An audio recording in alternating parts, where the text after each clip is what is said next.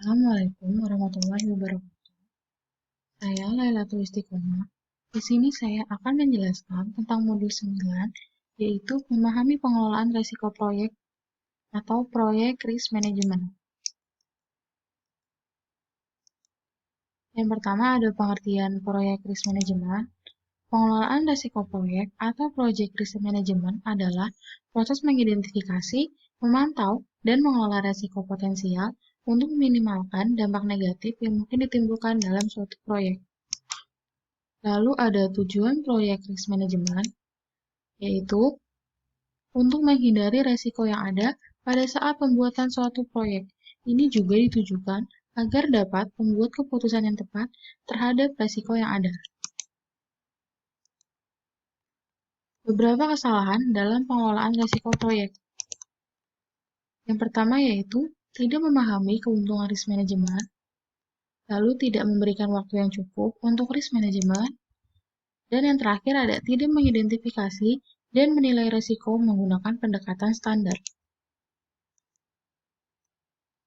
Hal yang dibutuhkan dalam pengelolaan risiko proyek. Yang pertama ada komitmen dari semua stakeholder, lalu ada tanggung jawab stakeholder, dan yang terakhir ada risiko berbeda untuk tipe proyek yang berbeda.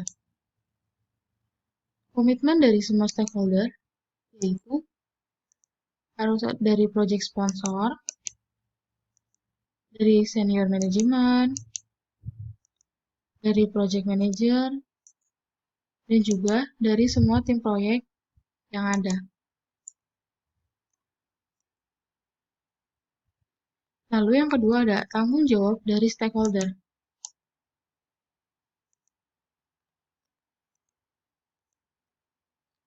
Setiap risiko memiliki pemilik. Pemilik tersebut harus orang yang terlibat dalam proyek. Pemilik bertugas, 1. Bertanggung jawab dan memonitor proyek. Yang kedua, menunjuk siapa yang akan membuat laporan reguler ke proyek sponsor.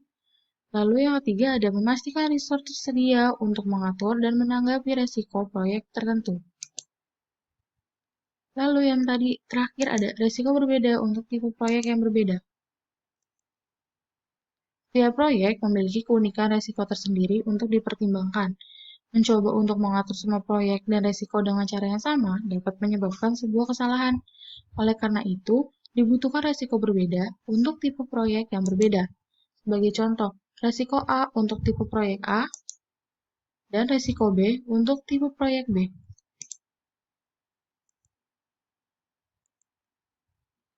Langkah untuk mengatur IT project risk. Yang pertama ada risk planning, ada risk identification, ada risk assessment, risk strategis, risk monitoring and control, risk response, risk evaluation. Nah, ini untuk diagramnya. Ini dari risk planning hingga risk evaluation. Yang pertama ada risk planning. Risk planning dimulai dengan komitmen kuat keseluruhan risk management approach dari semua project stakeholder. Komitmen ini memastikan bahwa resource memadai akan ditempatkan ke rencana dan mengatur risiko berbagai risiko proyek TI. Lalu yang kedua ada risk identification. Saat mengidentifikasi risk proyek, identifikasi harus jelas. Penyebab dan dampak setiap risiko harus dipahami sehingga dapat dibuat strategi yang efektif. Biasanya, risiko saling berhubungan dan mempengaruhi proyek serta stakeholder. Lalu yang ketiga ada risk assessment. Risk assessment memberikan dasar untuk memahami bagaimana berurusan dengan risiko proyek. Dapat dilakukan dengan menjawab pertanyaan, apa kemungkinan risiko yang akan terjadi, dan apa dampaknya bagi proyek jika terjadi. Yang keempat ada risk strategis. Strategi risiko proyek akan fokus pada salah satu pendekatan berikut. Pendekatan untuk risiko negatif yaitu terima atau abaikan, hindari risiko seutuhnya, kurangi dampak risiko jika terjadi, dan yang terakhir pindahkan risiko ke yang lain, contohnya sebagai asuransi. Lalu untuk pendekatan risiko positif, yaitu berbagi kepemilikan, tingkatkan kemungkinan dampak atau kejadian positif, dan yang terakhir ada terima dan ambil keuntungan. Lalu selanjutnya ada risk monitoring and control. Melihat lingkungan proyek sehingga ancaman dan peluang dapat teridentifikasi. Pemilik risiko juga harus memonitor berbagai risk triggers sehingga dapat memilih keputusan yang tepat dan tindakan yang dapat dilakukan. Lalu ada risk response. Pada risk monitoring and control akan memberikan mekanisme untuk melihat risiko pada lingkungan proyek. Ini dimaksudkan untuk risk yang sebelumnya.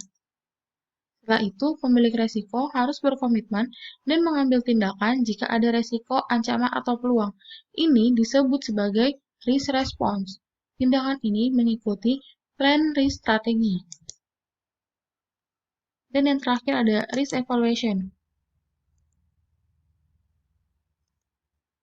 Evaluasi ini fokus pada pertanyaan berikut. Bagaimana melakukannya? Apa yang bisa lebih baik ke depan? Pelajaran apa yang bisa kita ambil?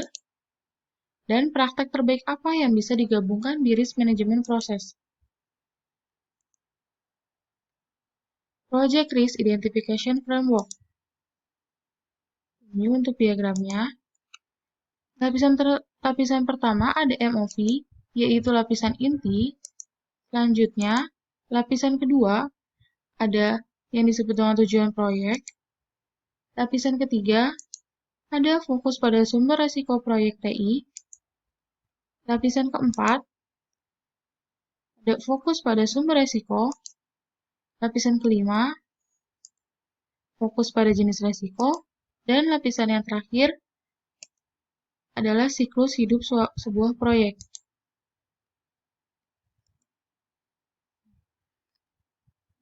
Lapisan inti atau MOV ini digunakan untuk mendefinisikan nilai terukur yang diharapkan. Ini adalah ukuran dan definisi keberhasilan suatu proyek. Tujuan proyek atau di lapisan kedua ini mencakup kualitas, jadwal, dan juga anggaran. Di lapisan ketiga ada fokus pada sumber resiko proyek TI.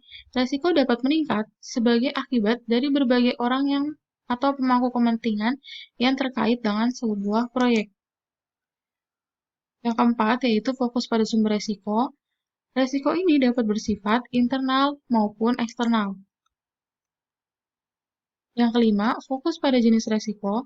Terdapat 3 jenis resiko, yaitu resiko diketahui atau yang akan terjadi, diketahui tidak diketahui, atau ketidakpastian yang dapat teridentifikasi, dan tidak diketahui atau resiko residual dan mencerminkan apa yang tidak kita ketahui.